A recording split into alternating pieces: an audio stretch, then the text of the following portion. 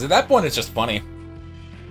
Yeah. But yeah, speaking of two contextual leads, you can still feel how much of an in-between game it is in every regard. The moment that you get to... The moment that you actually look back at any character's moveset, because you look at Luffy and it's like, oh yeah, you can tell where things are supposed to go, but oh wait, he doesn't have Grizzly Magnum, or he doesn't have this or that, this combo extender. Yeah. Hell, I was messing with Zoro's moveset a minute ago, just like letting Stream fire up, and I was amazed how many missing moves there are in his actual like chains. Kind of wild. So now we're actually going to do a story mode, technically, for Zoro's, which is the longest, and just to show what regular stages that can be played by anyone look like. Yep. Some characters... Brook has literally one single stage by himself, and that's funny and also disappointing to think about, because I still barely have any idea how Brook plays in these games at all, and it pains me to say, considering he is turning out to be one of my... I don't know if he's one of my absolute favorites, but he's definitely up there. He's a great character. He's just not a great playable character. God, I miss being full screen. Jesus, yeah. Oh yeah, also, I guess we should mention, this is the one single game to actually have intro animations like this. You really took that to heart. Isn't it great being able to actually move the camera, even if the camera is still... Oh my god. What the hell is happening there? I'm guessing either artifacting from the Young Classic or something up with the game itself. I'm gonna guess it might be the Young Classic or TV. I don't know. That's probably the game. Could honestly be. Yeah, there's some always weird things with draw distance in this game. Because, again, this game... Yeah. I don't even put it into words anymore. Great question.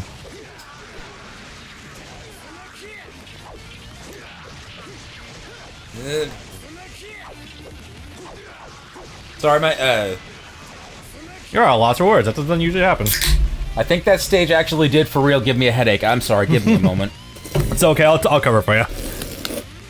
While Brandon's recovering, I will say that Zoro is still immensely fun to use in this game, and now that we actually can sample him for more than literally like 5 seconds, he is immensely fun. And for Pirate Warriors 1, he definitely really fits the mold of like a more traditional like Musa kind of character. Where you're not usually, he doesn't usually have the 3 swords in his mouth, he usually uses rocking the 2. When is this gate gonna open? Oh, there's snappers on the bottom one. Oh, yeah. Yeah, it's one of the things about this game engine that is unfortunately a little rough. It's not really the engine, more so the game itself. It's the fact that oftentimes, if you're not paying attention to the prompts, you can actually lose what the hell is happening. But anyway, Pull Power Lion Song. Oh, yeah, that reminds me. The long-running problem that you know about nowadays in just about any Warriors game is that because they don't dub them, you're gonna lose out on details because you're not looking at the bottom of the screen. So yep. This is the first Warriors game they never dubbed. Wait, shit, really? Yes, because the first mainline Warriors game they didn't dub was Seven Empires, but that came out a year after this game. Holy shit, okay. The other first Warriors game they didn't dub was Samurai Warriors 4, and that came out in 2014. So yeah, this was the very first one they never did, which makes it especially funny that they have that Funimation logo in the intro. Yeah, no kidding. But it also is especially funnier because I was following the pre-release on this game like a hawk, and I had no reason to believe yet that they wouldn't dub it because this would have been the first One Piece game localized since Unlimited Adventure, which was a game that was dubbed. In January of 2012, I got the opportunity to, for the first time, meet Chris Sabat and Eric Vale, and I asked them pointedly, this is the first game that's being localized in like 5 years, are you guys going to dub it? And they said, well, we'd love to, but presently we don't have any information about that. Yeah. And unfortunately, that turned into nothing after all. I thought they were just under NDA or something. Sadly, that never came to pass. Yeah, it's especially upsetting too, because, well, I guess this would have been long before even Funimation got to Marineford, so it's whatever. But, like, goddamn, dude, like... I mean, that didn't stop them the last time. They dubbed Unlimited Adventure, having only done Skype at that point, and they had the CP9 characters. Yeah, it's just still really weird to think about. The only I mean, obviously, they've done Borderlands, clearly. But it's just really sad to think about. The only other dubs the Funimation is doing for games these days, or at least are contracted out for, is the recent My Hero One Justice 2 game. Oh yeah, that's still the only other one. Besides Dragon Ball Z, obviously. And I mean, if you still count it, anything made by Gearbox. See, that's why I made sure to keep out Borderlands from that equation. At least, unlike One Piece for GBA, you aren't stuck on one character for the whole game. That is true. You do switch characters up in this game every once in a while, but it still baffles me that for such a simple game engine, the GBA game did not actually let you switch characters. Kind of weird. As I understand it, that's made by the same people that made Dragon Ball Advance Adventure, and yeah, it's by Dimps also. Yeah, in the mainline game, you're only just playing as Kid Goku. You don't play as anyone else. Yeah. To beat him up for mode in that game story. Yeah, I guess, well, while we're going through the stage, I will say really quickly, I was going to address this more at the end, but I guess I will bring it up here. I was doing this between, well, I guess Netflix show, me going through Marineford proper, and having gone through not only One Piece Pirate Wars 1 before to get a huge view spike as well. I've kind of got a fire lit under my ass, and I've been over on Twitch. Please follow me on Twitch, by the way, I guess. I've been kind of motivated to try to tackle more One Piece games outside of like what we usually do. And there's a few contenders I'm looking at closely, but also some others are just like, huh, there's some jank here I need to figure out. I guess to go down the list of potential games we'll look at right now is the One Piece GB game we were just talking about, literally just Mystical Adventure game by Dimps. Unlimited Adventure, which would be really cool to do, but that's going to require either A, getting a Wii or Wii U back up and running in order to do it, or getting Dolphin working with custom USB adapter for the IR sensor for the Wii remote. That's going to be wacky. You can buy Bluetooth sensor bars. Yeah, honestly, I might have to do it anyway if I ever want. Yeah, I see screen sharing. I might have to do it anyway if I want to do Metroid Prime 3 someday. Unless I get the keyboard and mouse controls working fully for that, but that would just be kind of funny. There's no way they didn't. They ported 1 and aren't eventually going to port 2 and 3. Oh yeah. In terms of yeah, no. Speaking of, nah, it's too soon. I'm not gonna reveal that one just yet. I am taking a break from anime games on the Soul side for a bit though. But there's also Burning Blood, which has been oddly kind of fun. I'm gonna say, yeah, I think fun's the word I'd use for it. Yeah, I'd say it's fun. I don't know that I would go that far, but I wouldn't. But it doesn't surprise me that you found at least a few things to enjoy in a Spike game. It does help the fact that even at Spike's lowest, you can find at least some marginal depth just from like the sheer like what it is. It's a 3D arena fighter. You still need to go back down below to get the last 2 guys on the cannon crew. I don't have to. Isn't that the mission? Mission can go fuck it though. Watch this. Well, no, I don't think Buggy's here yet, and he probably won't appear unless you clear the Oh. Yeah, the last areas are kind of locked up anyway. I could probably go over after the top, but that'd be boring. Yeah, no, Burning Blood's actually been kind of fun. We can kill a game in literally like an afternoon if I do it right. I do want to show off a little bit of what it can actually do though, like in terms of combos for characters, but it's one of those games where it's went so under the radar. There's not a lot of info out there. I'm just lucky that one of our subscribers, Nigel, is a little bit knowledgeable on the game, so I'm gonna have to hit him up for a lot more info later on. Can I get this to land? Yes. One-shotted. Right, because it's based on level. Yeah, maybe I should have explained it sooner. Yeah, Lion's Song has always been one of my favorite moves in this game, and probably because it rewards ass. It rewards you for trying to play a little bit more patiently, and for actually not getting hit too often. Level 1 charge does little timing on that damage, but all the way up to level 3, you can wipe out bosses in no time. I think it's usually only second to like Tashigi's R1 in Pirate Warriors 3 in terms of damage output. It's funny you've been mentioning games though, because one of that I've been willing to actually entertain recently. I actually kind of want to do World Red. you know, is it because we've been talking about it in Discord recently? There's that, but also yeah, I've got the One Piece fire lit under my ass to it. I know that's something we can handle in relatively short order co-op, since that's like a 10-12 hour game. Yeah, no. Together, we could probably cut that in half. Easily. Yeah, that's also been one I've been interested in doing as well. Are we actually going through the whole thing, or are we going to go back after this one? I'm just going to go through Zoro's story. Oh, the whole thing? Okay. I mean, we can make them real. I guess it does axe out the end, so it shouldn't be too bad. But yeah, I will say World Red has always been one game to do as well. Really with that one, it's just maybe a slightly long-ish game. I don't know, not that bad. It's about a 10-hour game. It's got a original story, which is kind of silly, but I mean, with Twitch chat, that will just basically mean that we have something to roast and sell fun in the meantime. It's whatever. You don't want to learn the legend of Patrick Redfield, a literal vampire?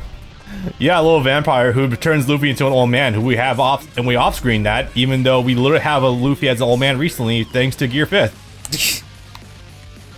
That was just a goof, though. Oh, hey, look, something resembling a real map in one of these games. Yeah. Jesus, no flying sections or anything. And get used to this, because this is basically what the structure of maps in 2 are kind of going to look like. Some of them, anyway. I'm fine with it. If I'm playing a Warriors game, I'm expecting a Warriors game. It's fine with me. What I mean by that is, and this does upset some people, is corridor-style maps, where you have small hubs surrounded by nothing but corridors. I get it. Where not a lot's going on. I wish Fire Warriors 3 and 4 had those intros. They're really cool. Oh, same, dude. They're actually pretty neat. Sorry, didn't want to cut it off. But can you talk about that for 4 reviews in a row? That kid, that guy's cool. He is cool. I was gonna say, I have known reviewers to nitpick over smaller things. One of those things that adds personality to your game. Yeah, it really does. Even if you recycle them, who cares? It's still nice to look at every once in a while. I take the title as outdated. Do you have the wrong stream title up? Do I? Oh, I do. What did you have it up as? I don't know. It was the same one from before. Oopsie. I guess I'll go update that. What was the last game you streamed? A Nitro Blast. Yeah, not quite the same thing. Yeah, you might want to also set your game, too. Yeah, keep them occupied. Where were we at? Oh, yeah. So game was with the corridor designs, your Samurai Warriors 4, your Dynasty Warriors Gundam 3. I don't think it's too much of a problem so long as you actually put stuff to do in those hallways.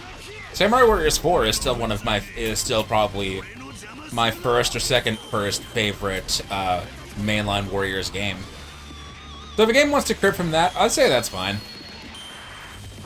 Rather, I should say, the vanilla Samurai Warriors 4, not any of the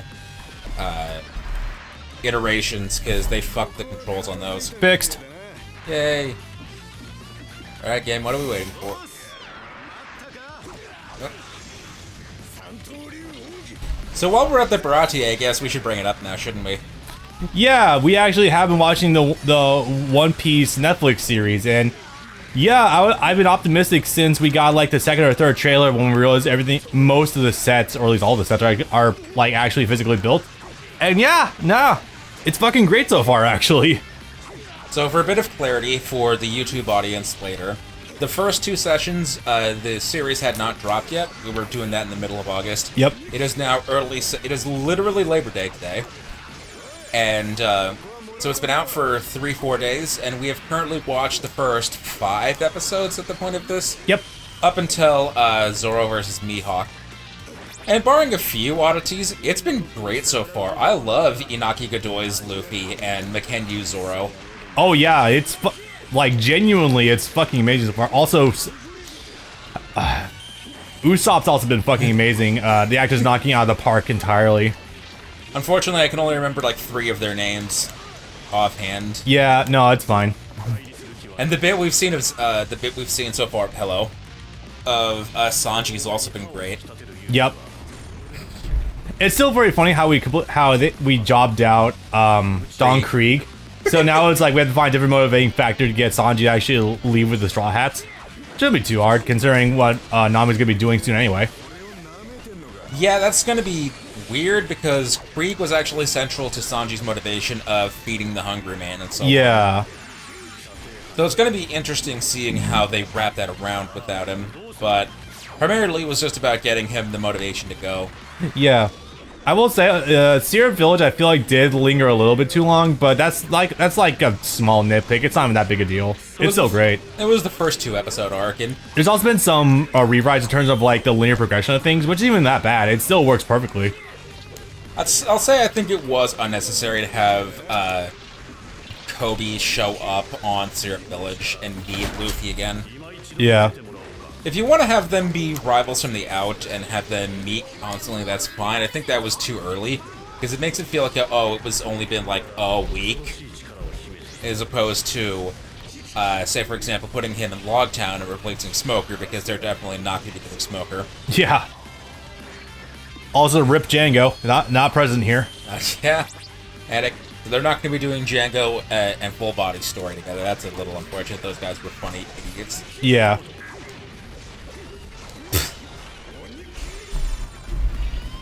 Still can't believe how good this looks. Oh, hey, Gray. There is no neutral. Take off your gear. And thank you very much for the follow, my guy. Thank you for that. Yeah, no, using the M Classic as well as just sharpening things a little bit and using OBS, this game looks fucking stellar, honestly. There's some things no upscaler can fix, though. That screen tearing is really screwing with me. I never saw it before, and now I can't unsee it, and now it's really fucking with me. It's a little... I mean, if my eyes are dead set on Zoro, I honestly don't even notice it. You guys talking about a live action, there's no way Pellet's surviving? That's the guy with the bomb in, I thought so. Yeah, in Alabasta. Dude, we fucking kill off Mary in Syrup Village. No, we're actually gonna be righting some wrongs here. Yeah, that was really funny. They acted like someone getting stabbed 5 times immediately in the stomach is actually not a survivable wound, which it should not be. So hey, they're actually getting something right. Yeah. It's a little weird though that this ship is just a ship with a sheep's head instead of it being the Mary is named and designed after Mary. Yeah, no kidding. Kind of wacky, but well, it is what it is. I also appreciate them giving context to why, in addition to Kaya just being rich, how she has the money, that she's not just the son of rich, the daughter of rich people without any context. They actually made it so, oh yeah, she owns the shipyard. The Jared goes to people. That's a very funny statement. No, that's my handle. My friend Brandon his handle is just Dio Brandon. Generally, he's my co-host for a lot of stuff that isn't Naruto and Dragon Ball Z, which I do on my channel. By the way, great. If you want to have a heart attack, look at my main YouTube page. You're gonna see a backlog going 10 years of Let's Plays I've done. I've done every single Naruto Class Ninja game. We've already done the Pirate Warriors games all in their entirety before. We're just redoing Pirate Warriors 1 for improvements in commentary technology.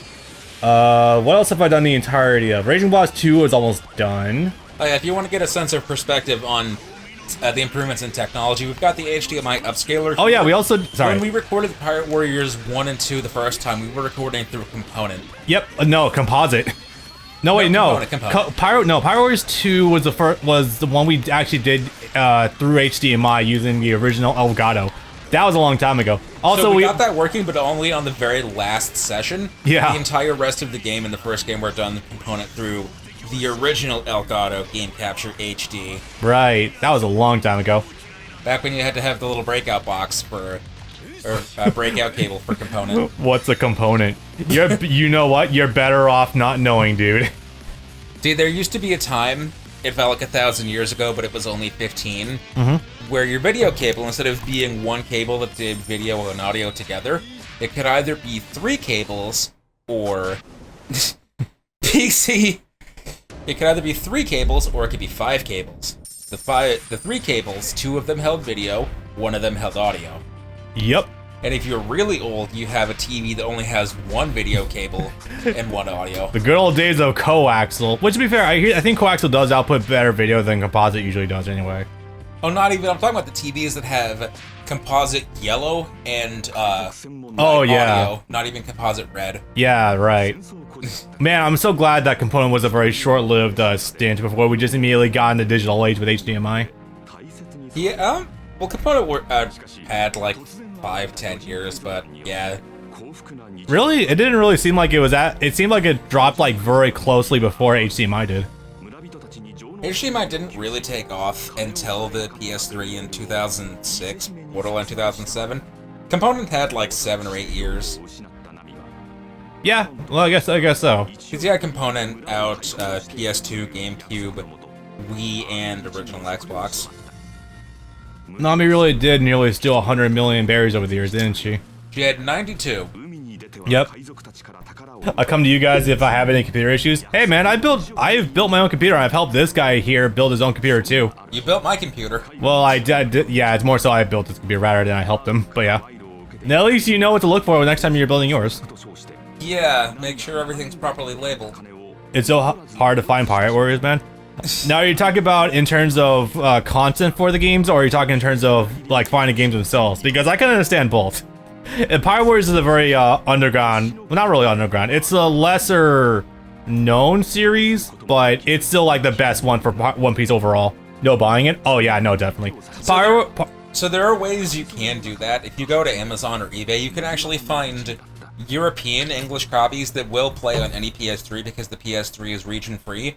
If you want to get a copy of the first 2 games on PS3 physical, you can get it for like 30 or 40 bucks per copy, which as an European exclusive out-of-print PS3 game, that's a fine price for it. Yeah, it should be noted that Pirate Warriors 1 and 2 are obviously both on PlayStation Network way back, like a few years ago, but have been delisted 2018, I think? A couple years ago, at least, yeah. Yeah, 2018 or 2016. So it's funny you should say Game Crazy didn't have it because... I don't remember what Game Crazy is. Game Crazy was the video game store that was attached to Hollywood Video.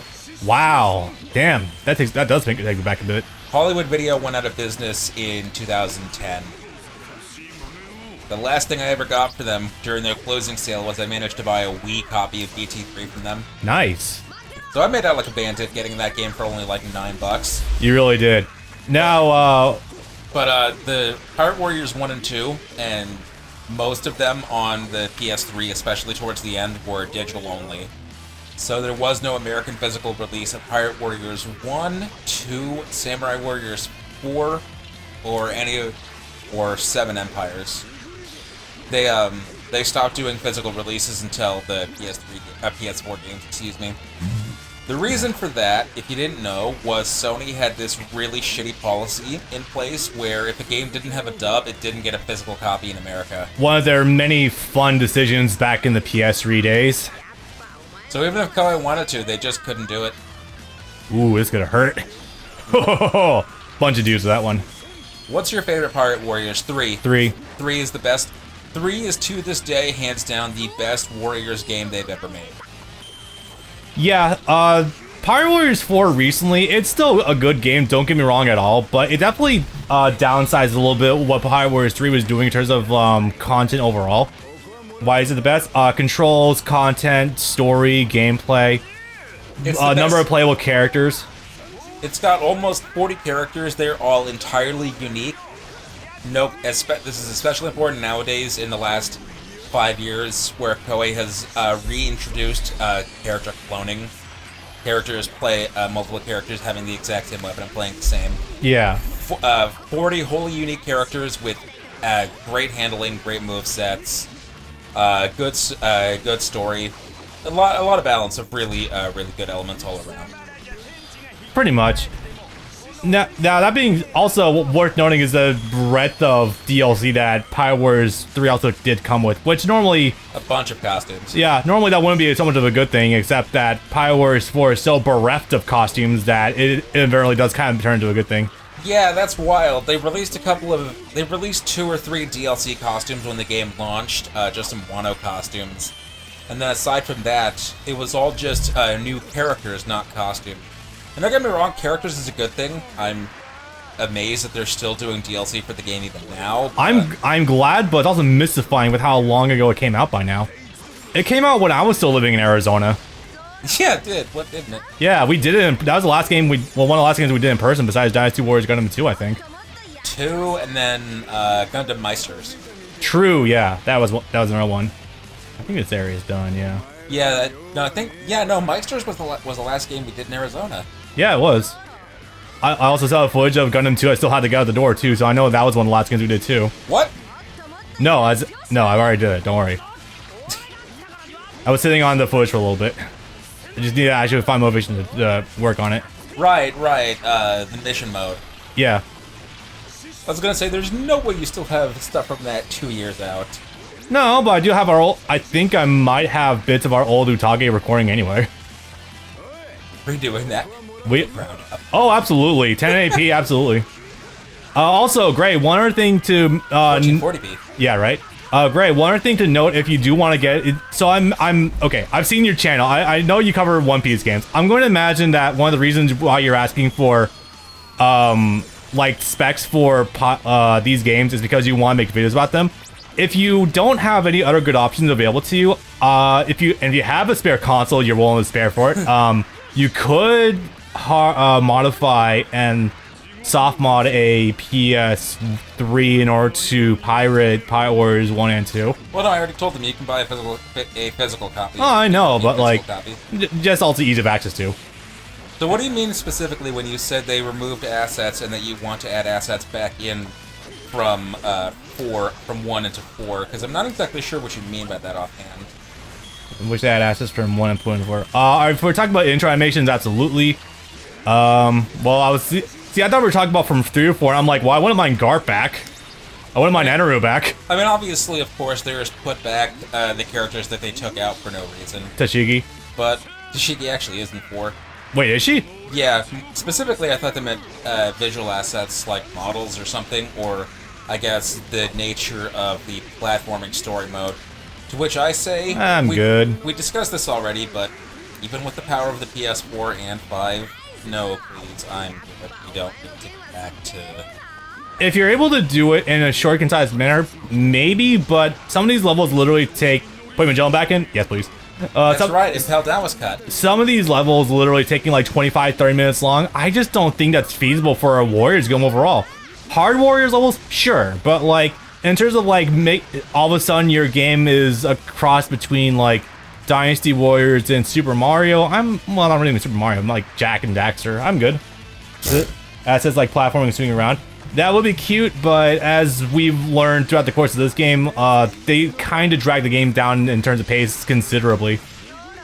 Cute in theory, I will not deny that, but like they really had to streamline the hell out of it. Beautiful. So if you mean simple gameplay in regards to how 4 plays, no, I would like it to go back to how 2 and 3 play.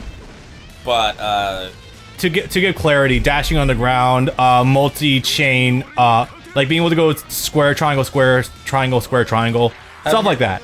Having your triangle strings instead of cutting everyone's moveset in half and turning them into optional special attacks. Oh, and a Muso gauge would be kind of cool. You know.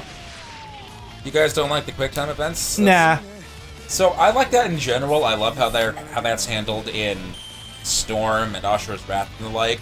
But so it's a matter of how you do it. I think it's fine. I just don't think they're super well executed on here. Yep. I think if it gives me a lot of vibes of Metroid Prime 3, where I know I used this analogy before, but it is an acute one, where QTEs are used for literally even like minute things. I find to be a little garish, personally speaking.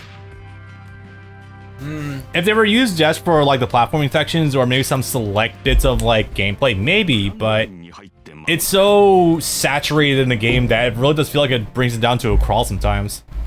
Yeah, and how they also make it so that a lot of point of no returns when you jump over something that Luffy should have no problem getting back through or crashing straight through.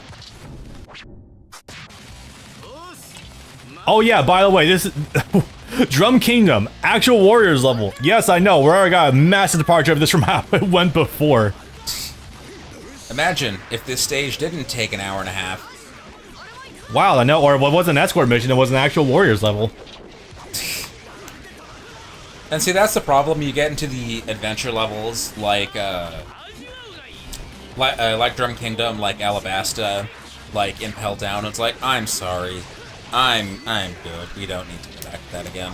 It's like, yeah, you're never really gonna want to replay it ever. I sent you a picture of my PC. It's super outdated.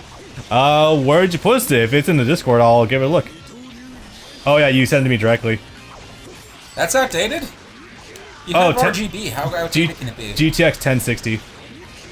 Well, you still got, okay, you got an i7 in your computer though, that's still not bad. Like, that's a good CPU, it's really just a GPU that needs to be swapped like a 2 or a 3000 series. Yeah, just get a 3060 or a 4060 or something. But man, the RGB in the fans is impressive, holy crap. Hey, at least you got your RGB working, you got further along that process than I did. I mean, your light strip works in your computer. Yeah, but it's supposed to be, all the fans are supposed to be RGB too, like, of course. Oh. I mean, I don't care that much, I just want the PC to work, but I do kind of wish that we got the whole thing going. Fair. Frankly, so long as games perform, that's all I need, and games are performing like a dream. Yeah, it's like I was telling you, unless your computer's on your desk, you're usually not going to notice if your RGB isn't working. Also, the mesh grate in front of mine is entirely solid, so Yeah. the colors don't even flow through anyway. He typed in chat before it disappeared. He grew up on the Warriors games with the button mashing, so it's refreshing to see the Fire Warriors one with the platforming. I won't deny that. It is definitely an interesting concept. However, I think it only really holds well for the first level, and maybe you can make a case for Baratia if you're able to do it quickly, but when you get into the weeds, like with Drum Kingdom's insane level navigation and with the map never really being adequate for these, it really does bring the game down to a crawl. Honestly, I would say Baratie is actually probably the best example of a platforming stage because it's the least offensive and least intrusive. I would say also it blends the gameplay and the platforming together pretty nicely too. Yeah, you get an even mix of the platforming and the regular action. Yeah. So it's not that I don't think that this format could have worked if they kept going with it. I'm happier that they didn't personally because them abandoning it led to Warriors 2 refinement and overall improvements that would lead to 3, the best game they made. Yeah, I only played the prologue and Buggy Arc, so it probably gets annoying. Oh yeah, man, you get to check out our Let's Play for it right now. Even with what we just posted last week with, oh wait, no, I think you might have seen actually, with Alabasta, that's where it really starts to grind its wheels a little bit. Yeah, just watch the Drum Kingdom stage. And especially watch out later on for the Water 7 stage. And look at the time code. We took 24 minutes and like, what, 53 seconds? And that still got us an S rank for time completion. And that's just for the actual stage itself, not counting anything like the dialogue stops or the cutscenes. Yep. I'm so glad we redid this game. Yeah, I don't imagine we would have been able to get through this whole thing post-commentary with some of the later levels. No, probably not. It probably would have been a bit of a drag. Yeah. Be a very easy case of how long before both of us are on our phones. Yeah. Damn it. Oh, you're trying to hit the Lappin with line song? I guess it probably wouldn't have worked. Pirate Warriors 2 and 3 make Lion Song so much easier to use because you can actually dash cancel the some of the startup animation of it. Didn't they nerf it? I don't know about nerf. Wait, y'all playing together co-op? While we're in person, we did do a level of co-op earlier to start this recording. If you want to go back and check it out, by all means. The game lags hard, big time. If you think the performance looks bad now, and it does, you're gonna love seeing this game running at frame rates that would make Ocarina of Time blush. 15, 20, 12. Yeah, there's co-op in even the first game. Dynasty Warriors have always been really great with co-op, like dating back to even the PS2 days, honestly. Once you got to Dynasty Warriors, it was either 3 or 4. You could do co-op, and those also handled pretty well. Oh yeah. You want to take care of that sapper over in the middle base? Yeah. Oh, there's Lappins.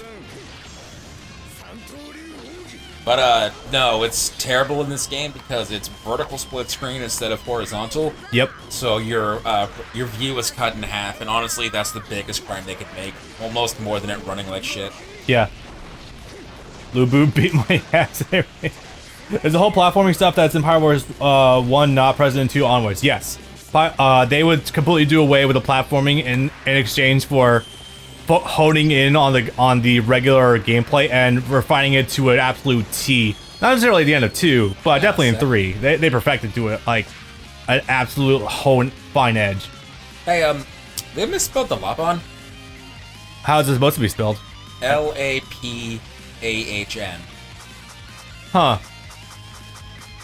You know, I wouldn't be surprised if they got some wait, I feel like I noticed typos before, too, in other various dialogue bits. I hope there are more in this stage, because their health bar actually has it spelled correctly.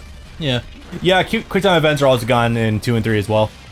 Which is really funny, because even the new cutscenes for 2 and 3 are still structured like they want you to button mash. Yeah, it's like, it's burnt into my fucking brain, like, I want a button mash, because it's the same cutscene for Pirate Warriors 1 where I had to mash square.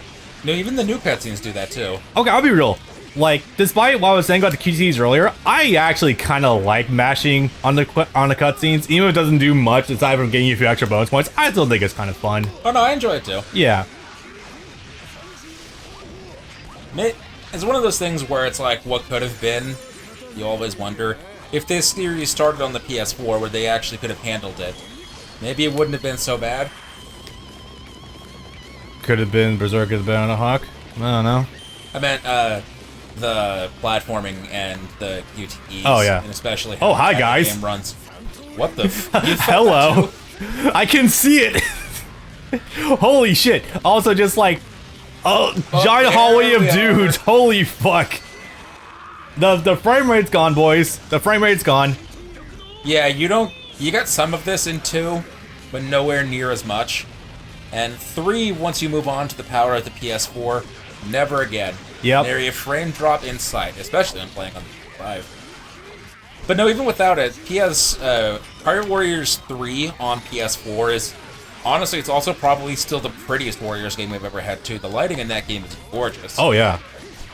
One other thing I do want to mention also, speaking of the performance, this is exactly one of the reasons why I want the chaps over at RPTS3 to really hone in on the emulation compatibility. I don't know where you got that one from, Rashomon. Yeah, how are you getting Rashomon out? R2. Oh my god, I forgot about the fucking R2 moves. Jesus. No wonder I couldn't find that shit. Okay. Anyway, sorry. Why I'm going with this is I want them to figure out emulation for this game and Pirate Warriors 2 as well. Not so much more for 2, more so for 1. That way we can actually see what Pirate Warriors 1. I can see it. Yes. Any repeating assets is what it does it over. Yeah. Well, I really wanted to see them actually figure out emulation compatibility for Pirate Warriors 1, so that way we can actually see what this game would be like with just solid 60 across the board. Hell, even higher. Oh, damn, frame rate chugging as hard as I can. I'm glad you guys can see it now. I feel like sometimes you can't see the issues as well as we can because of some sort of feed through going to OBS, but yeah, it's rough. It do be like that. And there's only so much polishing up you can do with external material anyway. Yeah. Which One Piece Pirate Warriors game should I play for the best experience for Arlong Park? Ironically, I would actually say the best Arlong's Park stage is actually in 1. I think you're right, yeah. They have an Arlong Park stage in 3, but it's sort of that's as much of a puzzle stage as they could make it with having to smash the water levers. Oh my god, that's right. I completely forgot about that. Sorry, it's been like almost 10 years since I've really played Pirate Warriors 3 myself. But yeah, that will do it. By the way, it's not bad, it's just mildly annoying. Like you mentioned, since I booted up this past weekend and I saw a lot of interesting inclusions, Burning Blood. It's got some inclusions that I've never actually made to Pirate Warriors to begin with. Sengoku. Right. That was a big one. Chat, remind me. I know we went through it recently. There were some other weird inclusions. Garb's back. Enaru's back. Who else was there? There were some really weird inclusions that just don't actually really see a lot of like coverage in other games. I know there were a lot of assist characters. Yeah, assist characters are kind of fun, but one thing that still baffles me is the fact that Arlong still isn't playable. No. He's never here. Somehow one of the most iconic villains in East Blue is still not a fucking playable character. I don't get. Oh yeah, Bon Clay. He's also playable too. Really? Yeah, I know, right? That reminds me, one of the guys was saying it earlier, we missed it, about how few dubbed One Piece games there are. This is a fact that I love to bring out because it always shocks people. There are more games dubbed by 4Kids than there are by Funimation. Oh, easily. And it's even more shocking when you realize that ratio is like, what, 5-1? Something like that, yeah. Grand Battle, Grand Adventure, Pirates Carnival, the GBA game, well, the GBA game isn't dubbed, but I do see what you mean. They don't have character marks? I haven't heard anything yet either, no. No, there's no audio bits yet. Even though the GBA can get away with cheating out some, like, really bit-crunched audio lines, like hell, even GG Transformation did that. At the very least, it's maybe 4, but it's at least 3-to-1 ratio of dubbed 4Kids games. As in literally 3 games to 1 Funimation game. It's kind of wild, considering how much longer Funimation's been dubbing it than 4Kids has. Wild. I'll say it once and again, now and forever. Give them decent material, and don't put them at the deadlines of TV broadcast. And the 4Kids actors are actually really good. Oh yeah, definitely. We got to experience a whole game of them being actually really good with Grand Adventure, and you were enjoying their performances. Yeah, no, they genuinely Hearing Joey Zenru was very fucking funny, I'm not gonna lie. Yeah, when he's not given the actual cartoon script that comes out of Pirates Carnival. Yeah, like literally when you... Okay, we obviously know they're really... Sanji Dub is there. Wait, are we talking about... okay, Four Kids. Yeah, I imagine I'm talking 4Kids. It is... I'm not saying... We're not saying they're perfect. Absolutely not. I will. Again, give them the right material and they'll be fine. Even David Moo's Brooklyn accent. I was gonna say that's one of the blemishes, but even then, that's like... We know 4Kids can be really great with acting when they're when they're allowed to just cut loose. Hey, Bonclay. As a reminder, not the company, but the same studio recorded the original and movie dubs of Berserk. Yup. Mark Dryson, forgot Griffith's voice actor's name. You'll know Kevin Collins. Kevin Collins. Yep. He also did that. That was all through New York. Like also hearing Eggman as the one rapist commander is also very funny. I could probably reword that. Not the rapist commander. That's someone else. I'm pretty sure. No, the sexist one. Yeah. They did. Yes, they did. Oh, we haven't seen this intro yet. I don't know if I've ever seen this or remember ever having seen it. Let me tell you, going through Impel Down, I'm gonna have more to talk about this when we get to the next game proper.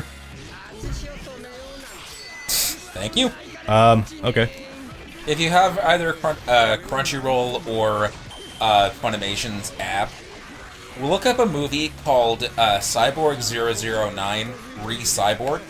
It's a movie where the 4Kids voice actor that plays Sonic plays an action hero type guy. And he delivers a performance that is absolutely stellar. It's wild. You never thought you'd have a movie where you have Sonic talking to God, would you? Yelling at the heavens, proclaiming to God why.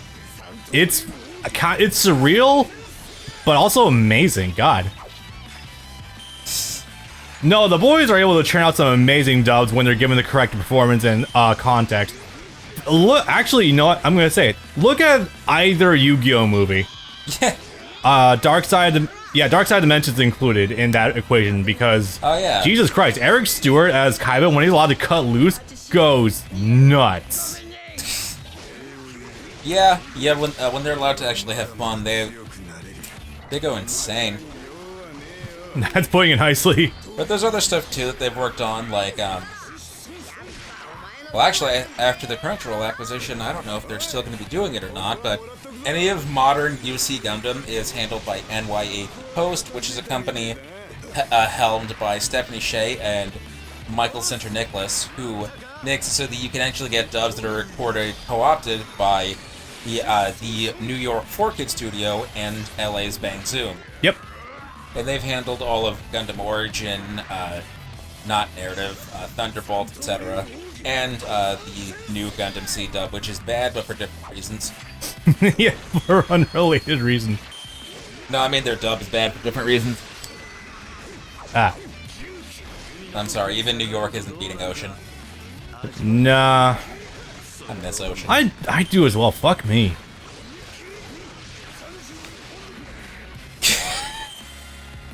I was about to say, I really have to wonder what Ocean Orphans would have sounded like. I'm like, okay, who is Brad Swale in this show? Is Brad Swale Mika, or is Brad Swale Orga?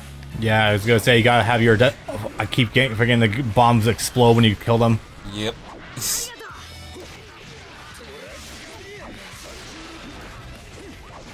Always gotta have your Brad Swale and the Gundam as well. It's a tradition at this point. And your non-Union American equivalent, your Steve Staley. True. Alright, how many areas do you have left? Honestly, I think I can just march in the last area now and be done with it, actually. Oh, this is actually funny that you may not have known. Over the last 7 or 8 years, Funimation's been getting cheeky and slowly actually bringing in members of the 4Kids cast. Wait, how is Mr. 3 the final boss of this level? Okay. Is he the final boss? Is Crocodile not going to appear after him? There's not giving me you're in the boss arena. Yeah. Not giving me an indication that he will be. Oh my god, wait, Mr. 1 isn't fireable in this game, I don't think. There is no Mr. 1. Dude. Oh, that's cold. I mean, granted, Mr. 1 isn't the most engaging character in any regards, but like still, come on. Wait, no, we haven't captured the area yet. He might still make an appearance. Yep, there he is. Is he? Well, I mean, we got a water poster for him. Huh. Stop the sandstorm attack. I can't really say much for the redub of Gundam Seed. I wouldn't have minded if they gotten Matt Hill to come back as Yamato for remastered Kira. Man, I've never heard anyone refer to him by his last name. Oh, is this stage still going? I guess so. Huh. Stopping a sandstorm attack. So the reasons why the new Gundam Seed dub are bad is because they changed the script into things that that's slightly less coherent and yeah, mostly that. The script is more awkward and the acting delivery isn't as good. Also, they changed the way characters' names are pronounced. Come along, Lacus. Do we also have just various, like, pronunciations of characters' names even in the same scene? I love those. I mean, I've never actually listened to a full episode, but honestly, that wouldn't surprise me. Same. Also, this is entirely just a B thing. You might even remember why, but I'm not terribly fond of Max Middleman as an actor. Oh, yeah, I remember. He's still fun. Yeah, I think he's good. He's a fine actor, but he's not meant for everyone. And so, Matt Hill, with his accent and his lisp, I felt like were way better for Kira. Nah, I understand that. You're fine. Yeah, I'll go with this cutscene rock. Yeah, it's the only time in these games you're otherwise going to see them. It still can't really be understated just how much of an improvement the roster is going from 1 to 2, by the way. Like, almost all the warlords just suddenly become playable in the next game, whereas here you'll get one in Jinbei, if you want to even count him. When we're done, you briefly hop to just to show what they looking at. That's a cute idea, but maybe not just yet. Just a preview. Oh, I know. I know. Let's make that a Twitch exclusive thing. Okay. Further incentivize the boys on YouTube to actually follow on Twitch so they can see the bonus content.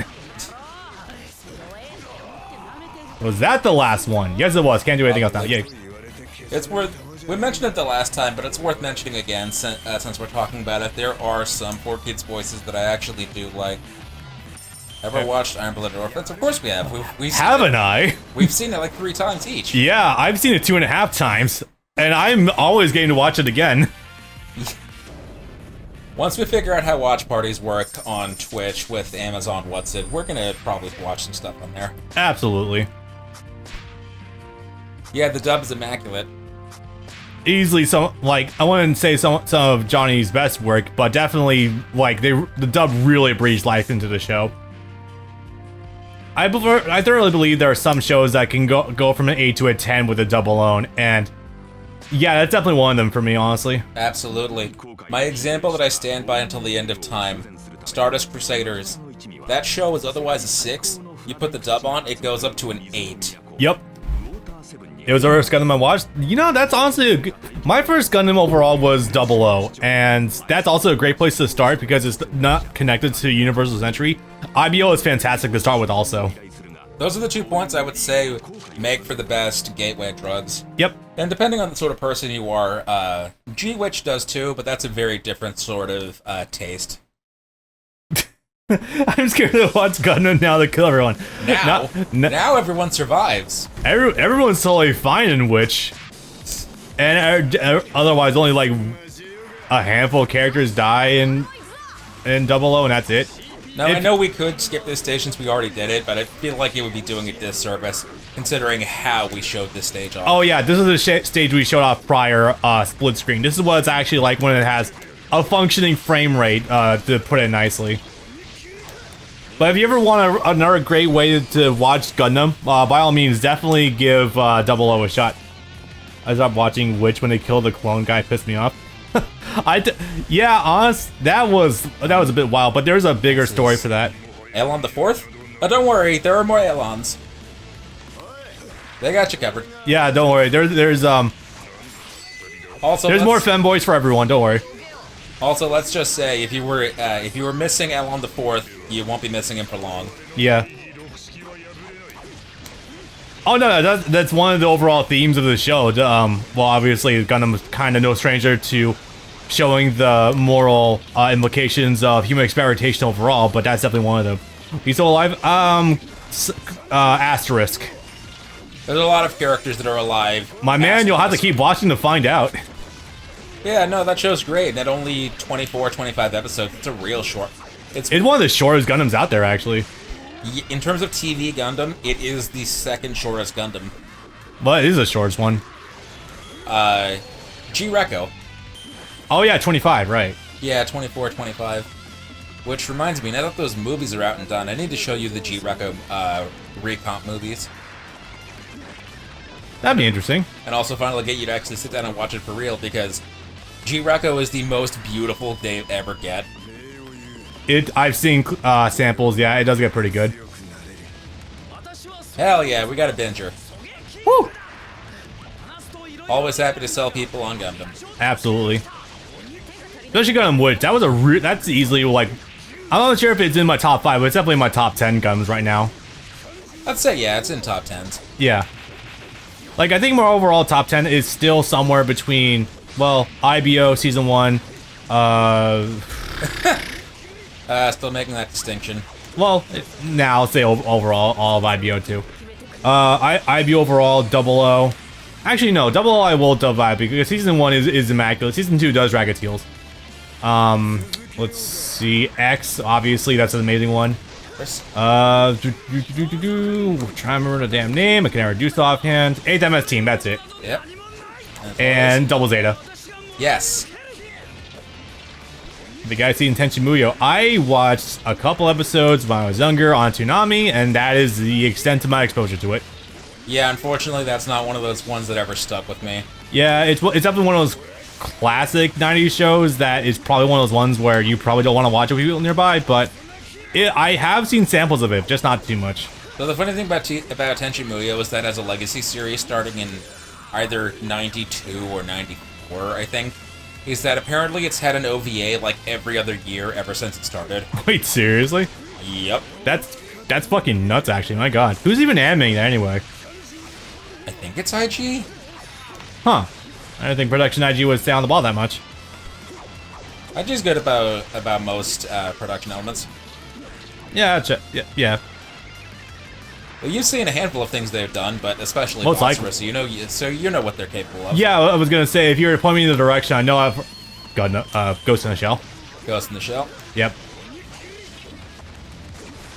It has a lot of content. Yeah, it definitely seems like one of the shows that has a bunch of it. Since you did mention it, when I was younger, I did watch a lot of harem anime, so I do have some knowledge in that field, unfortunately. You work with what DVDs your friend gives you. Yep. God, he's never getting those back, is he? I don't think he cares. He gave me a bunch of stuff, like, before he moved to Texas in order to just, like, offload some carrying weight. Not kidding about that. Wait, did he actually go and chase his dream? No, moving with family back there. Okay. I was gonna say, it'd be really admirable if he did. I don't know if it would have panned out. He would have to go to school for not script writing and more so actual acting, but yeah. Respect him for trying though. But no, I don't think he ever went for it. That's fair. Oh, you bastards. Oh, okay, you gotta kill those sappers beforehand, yeah. Annoying little blip. This is one of those things that I don't think comes back in more recent games. I do like how putting importance on individual units that you go track down and kill, but it also does kind of it makes it very difficult to spot them on stage, considering how tiny the minimap dots can be sometimes, and how very, like, squished it is overall. Hey, who's that guy? I don't know that guy. Yeah. Weird starhead, I don't know. Cool mask. The days of watching anime episodes in parts on YouTube. Hell yeah, that's the life. Watching your Naruto episode 250, part 1 out of 3, 8 minutes, let's go! in Spanish. In Spanish. Spanish subtitles can never... Absolutely the classic. There's your 2006 experience. 2006, I'd say it went to 2009, but yeah. I will admit to having watched more than one show like that. Yeah. I say 2006 because that was before a lot of individual websites were just posting anime really cropped up. Your Just Dubs or your Dub.tv or whatever. I wonder if Just Dubs even still has their fucking HTML still, or if they still have that website domain. I doubt it. If Just Dubs is the one I think it was, because there were 2 or 3 of those sites, I think they were one of the ones that was still using Mega Video. Do you remember Mega Video? How could I not? Yeah. Mega Video was still alive when this game came out. Just Dubs, I think, was one of those websites where I think they shifted host to like somewhere in Russia or something, and Kiss Anime. Oh yeah, Kiss Anime did that too. And then like whenever you try to boot a video from them, it started like using your RAM to Bitcoin mine. Yeah, that was what Kiss Anime did. Yeah, that was kind of fucking weird. Yeah, that was why you always want to make sure you have as many layers of VPN and AdBlock as you can possibly get. One of the ethical reasons why you want to use AdBlock is to avoid bullshit like that. Also, ever the funny reminder, Crunchyroll 2 started out as a piracy site back in the day. Oh wow, Just Dubs is gone. Holy shit. I admit, I'm not shocked at all. Yeah, no, I'm not shocked in the slightest, but the most I got is Weebly website. JustDubs.weebly.com. Ugh. Is that like a domain host or something? It says Weebly, I really doubt it. Yeah. I really doubt that's like a platform holder. According to this website, Video Converter Factory, what? No. The former 2 websites have got shut down on April 28th. JustDubs.tv. Of what year? This year. No way. That's what they're reporting. No way in hell that site lasted like 17 years. JustDubs.tv works properly and serves as well. Even though some websites are not accessible to many users. Okay, I'm gonna. Well, honestly, it's been out on the outs anyway for a long time, so it's whatever. Let's see how Kids Anime is doing. I used to watch fan dubs if they didn't exist for real. Oh my god. Oof. I mean, I don't blame you. Again, you work with what you got, but... What? Yep, they are. Kiss Anime is still on the Russian server, kissanime.com.ru. Of course. That checks out. Just, it's a Google search where you're gonna want to not click on any links. Never. Don't click any suspicious links, boys. Don't click any button that says download. Nope. Don't click the 9 different downloads. If you download MP4 that into the .exe, you nuke that shit. You know, it's really funny. I don't have what you would call nightmares very often. The last actual nightmare I had was that I downloaded something, I walked away while it was downloading, and it came back, and whatever it was downloading was just setting up ransomware. Triple layers of ransomware. They were ransoming each other for the computer. Yeah, no. Could you imagine? That'd be fucking hilarious. I got ransomwared once. Yeah, I know that. Back in, like, 2018 or something. Did the guy, like, do a really shit job and he managed to recover the computer anyway? Well, yeah, I managed to I had to send it out to Best Buy's, What's-It service, and it took them, like, a month and a half. But yeah, they were able to do it. Yeah. I've ran through a handful of problems with Best Buy service over the years. So easy to get hacked nowadays? Not as, I mean, yeah, not that as much as you think though, as long as you're careful and cover your tracks. You'll be all safe now and forever as long as you use Surfshark VPN. This stream not brought to you by NordVPN. Sword VP. I don't know. I don't recommend VPNs anymore. Netflix and Disney have blocked that shit. Have they? It's apparently a thing they've had for a while now, where they can detect if you're using it and thus either lock out your library or just make it so your app doesn't even load. I just did a Nord sponsor LMAO, never used Norm Life. I've been wondering about that. I always fucking wonder if people who get sponsorships actually always take part in what they're actually advertising. They never do. I know people are selective and they do occasionally do it. But, like, damn. You don't have to use it, you just take the money. Yeah. Anyway, I won't tell your sponsors. Don't worry about it, man. So I know you haven't watched them in, like, 9 years, but there is one video by BSCA I actually think you should watch, because they have a couple of guests on for Doom Eternal, and one of them one of them they're just talking for like half an episode about sponsors and how those contracts work. Oh, Brain Scratch. Yeah, I've been meaning to get back on watching them every once in a while. Ooh, last stage. Okay. Last stage. How long have we been going? Let me check that. As I crack every bone on my back. Oh wow, hour 18. Actually, not nearly that bad. I told you this was gonna go by quickly. Yeah, I know. And then after this, we're gonna do the challenge stage. All right. Sabaldi is still a good stage overall in the actual story itself because of how focused it is, and it's much more like this, but this should be interesting. Speaking of finding Kizaru, how's that finding the manga going right now? It only just started this past week. Yeah. And apparently they changed Oda's schedule again, so it's not him. Really? So it's not him being on break every fourth week. Apparently now he's just doing alternating weeks. Oh, okay, that's fine.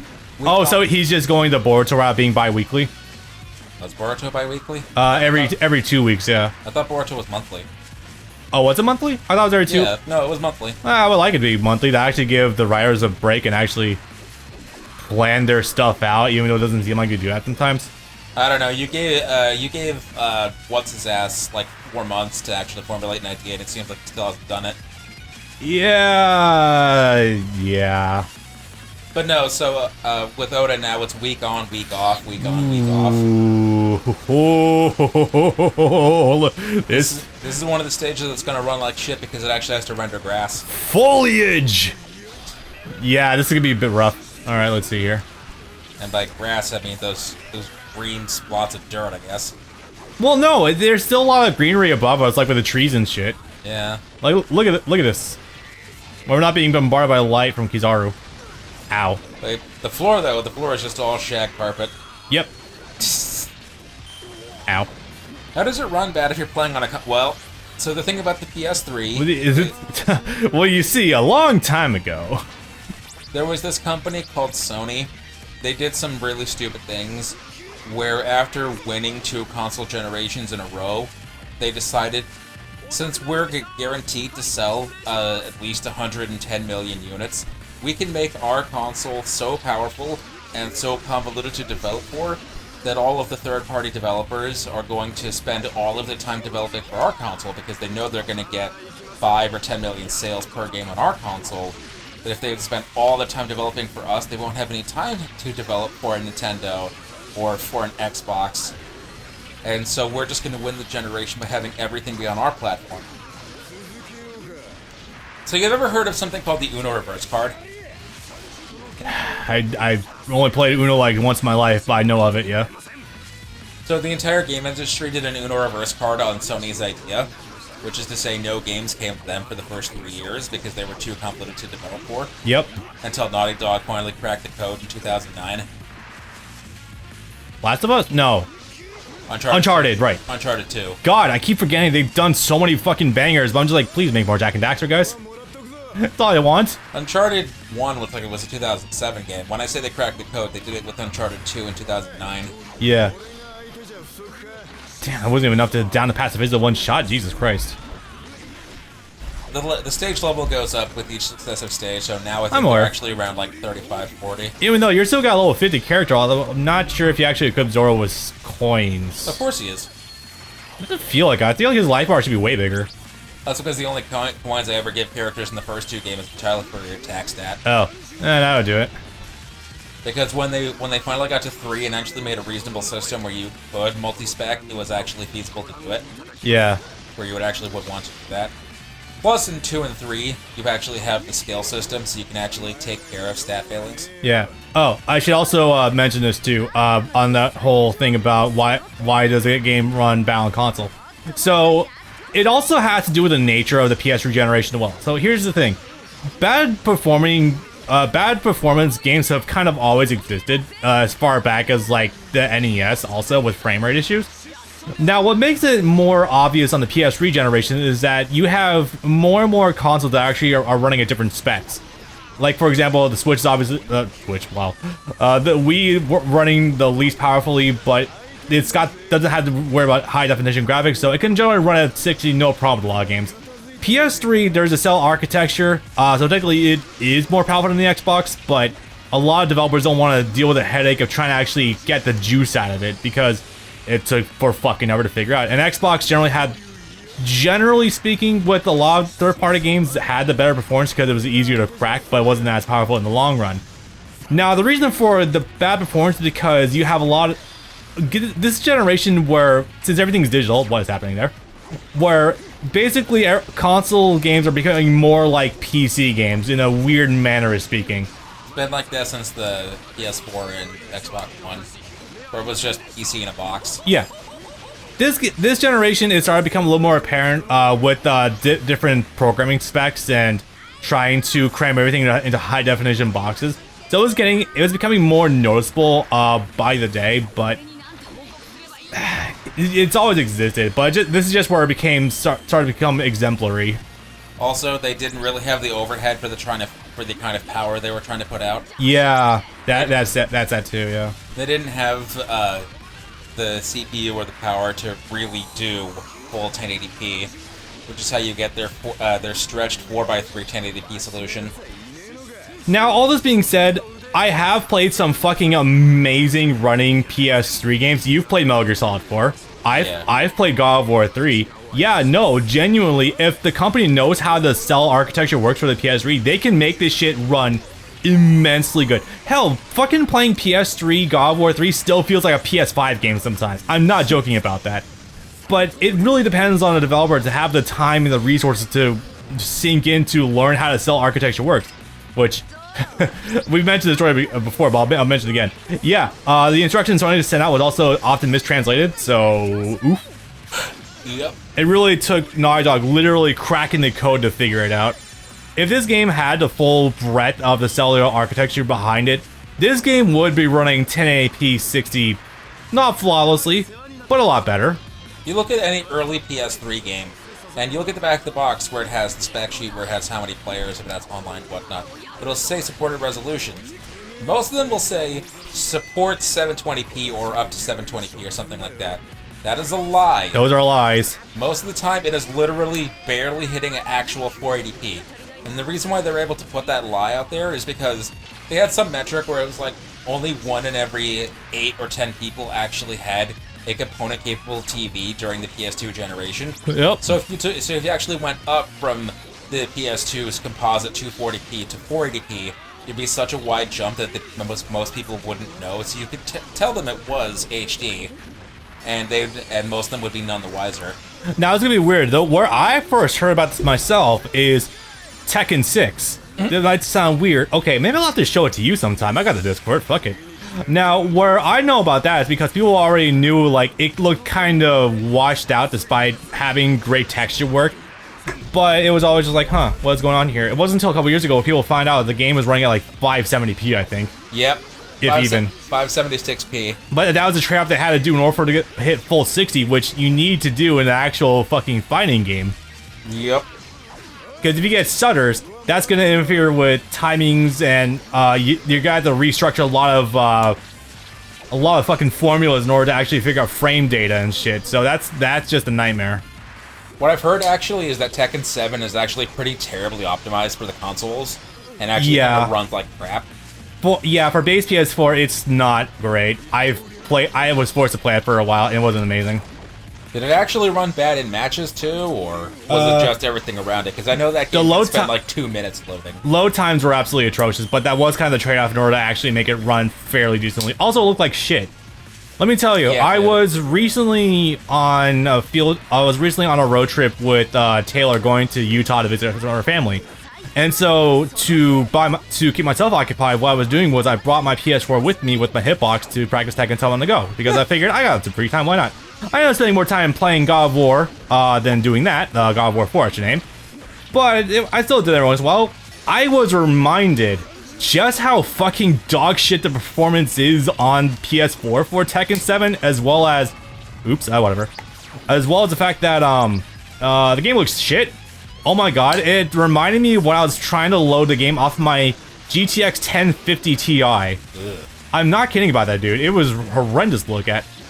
So if you're playing it on console, if my memory serves me correctly, it never once got a Pro or X patch, so it was always running on PS4, maximum 1080, Yep. On Xbox, any of them, maximum 720.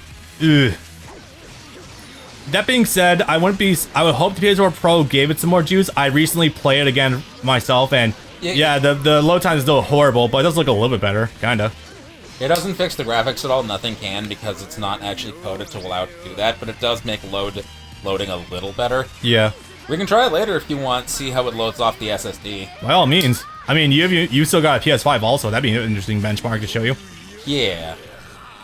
As another thing to note, for the sake of mentioning it, because even if you have an SSD, if a game's not coded to actually work on it properly, if it's not optimized for an SSD, it actually won't make that much of a difference.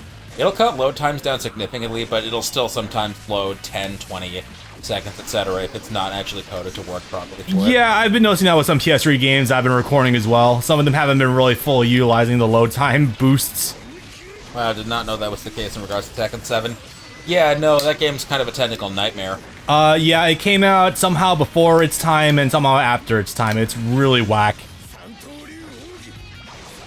Frankly, the fact that Tekken 7 sold as many copies as it did and is now like the most successful Tekken game ever, I think only behind or matching Tekken 3, it's nothing short of a testament, really. It's at what, like 10, 12 million? At least 10 million combined, yeah. Which is an absolutely impressive benchmark, do not get me wrong at all. How do you think 8's gonna fare, considering it's next gen only? 8's supposed to blow Street Fighter 6 out of the water. Really? Yeah. Even with how good Street Fighter 6 is doing? Yeah. Because 6 has still come out to a little bit of mixed reception. I don't know exactly in what regards. There's some goofy shit about it, from what I understand. I don't know. Everyone loved it. I thought so too. But there's like a weird kind of like backlash almost. I'm not sure what's coming from exactly. Really? Yeah, it's kind of odd. Yeah, I'm pretty sure Tekken's about to blow it out of the water because for how many people I've seen were excited to play Street Fighter 6, I've only seen more people hype for Tekken 8 coming out, especially with a recent closed beta that came out. Right. Which I really wish I was in on. Top right? Yeah, I see it. Yeah, I know. I wish I got in on that too. I did. This is what happens when you leave Twitter. You miss out on the fun promotional shit. Yeah. Sorry, X. That's the website's falling apart. Don't give him the courtesy of calling it by dead name Twitter. Dead name Twitter, yeah. I think you can get in from the bottom left. You sure the top right won't work there? You can try it. I don't think I see the door icon. I need to actually remember you can do this. Yeah, it seems fine to me. Yeah, this should be alright. Wow, there's a frame. Hey, Nigel. Why is the frame rate so damn good on the mini map? God damn it. It's a static element. They don't have to actually load. That's true. Also, hi Nigel. Hey, I'm probably gonna get to more work on Burning Blood pretty soon. If you could help me take notes, it'd be great. Thank you, mate. Name? Hey, treasure events in this game? I don't think so. No, that's a 3 exclusive. I think we already seen this one. Yeah. Ugh. Why the? Oh wow, it chugged just leaving. So I know, God, I love Kizaru's dub voice so much. His dub voice is still pretty funny with how slow he talks, but the dub voice is still immaculate. I'm gonna say that. So, unfortunately, he's dead now. Wait, shit, really? The sub. Oh, sub. Oh, well, the sub voice of Kizaru is Heihachi. Oh, which Heihachi? The second Heihachi. Fuck, yeah, that would do it. Heihachi number 2. Because Heihachi number 1 also died, like, after Tekken 6, going to Tag 2. Yeah. Heihachi number 1 was Mr. Satan. Oh, fuck, I didn't even know that much. God damn. Yeah, it's unfortunate. Yeah, shit. Heihachi voice role is just cursed, kind of. Especially, they're gonna have to make Heihachi even younger next time, considering they made him younger in Tekken Tag 2 to represent the new actor. Yeah. That was explicitly why they made him younger. Is Law in this game? He should be. He's not. Yeah, nah, I'm gonna say there probably wasn't quite a material to work with to give him a working moveset. Nope. Not this time. You would have only had his one appearance on Sabaody. Yeah. And technically he appears in Marineford. This is basically the same cutscenes as before, if I'm not mistaken, yeah? I mean, Jesus, the fucking frame rate on this is so good! Let it rock. This is basically his arcade ending. Yeah. God, this runs so fucking smoothly. To wonder what you can do when you just doing a pre-rendered cutscene. Everyone got yoinked. They all got yeeted. Yep. Fellas, this is gay if a bear man yanks you off. How were you feeling when you got to this scene in the anime? God, it was surreal, dude. Like, it's so weird how the series actually did get horror coding, like, just baked into it out of nowhere. It was like, wow, this is nuts. So the first time I saw this in 2009, I think? 2008 or 2009. This was one of the first times where a scene out of anime actually made me cry. Luffy's despair. Yeah. I've mentioned this before, I don't cry at sad scenes or, like, despair scenes, like, more so hopeful and joyous scenes. Yeah. But, yeah, it's more so the surrealness, like, wow, everyone's gone. I mean, of course, obviously, we've been spoiling this series 6 way to Sunday, but still. Also, I'm looking forward to what happens with that. Yeah. Also, it's good to see Sanji here without weird transphobia happening. Yet. So it's not that they're trans, it's that they're drag queens. Yeah. Those are distinctly two different things, but it's still not a good look. No, it's really not. But yeah, there's not a whole lot else that has made me do that, but this was one of the first, I think. Yeah. We really needed a whole OVA to explain this, didn't we? Yeah, right. It doesn't actually do anything. We gave him Red Hawk. I guess we gave him a good outfit. And that's about it.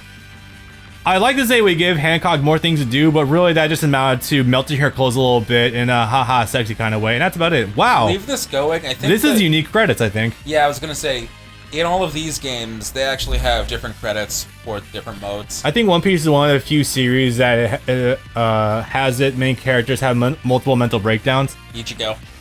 Yeah. I think Luffy probably has more, but yes, I do see where you're coming from with that. Oh, hey, they spelled his name wrong, too. Unsho Ishiduka. It's supposed to be Ishizuka. Huh. That's a name you've probably heard before. Unsho Ishizuka. Definitely a little bit familiar, but yeah.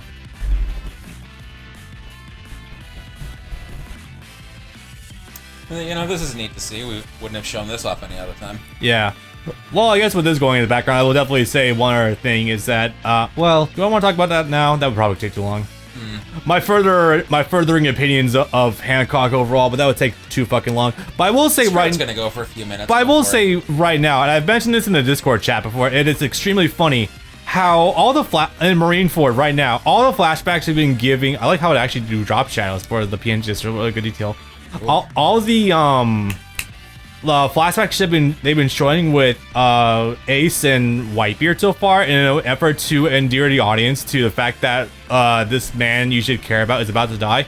It really just makes me appreciate Whitebeard more. Characterization all before he dies. Yeah, it's like it makes me appreciate Whitebeard more than anything else. Oh, yeah, no, Whitebeard's great. Whitebeard's amazing. He will adopt you no matter who you are. It's crazy, and he will forgive you. Mostly. It's fucking great, actually. Goddamn. You don't give a shit. I'm your new dad.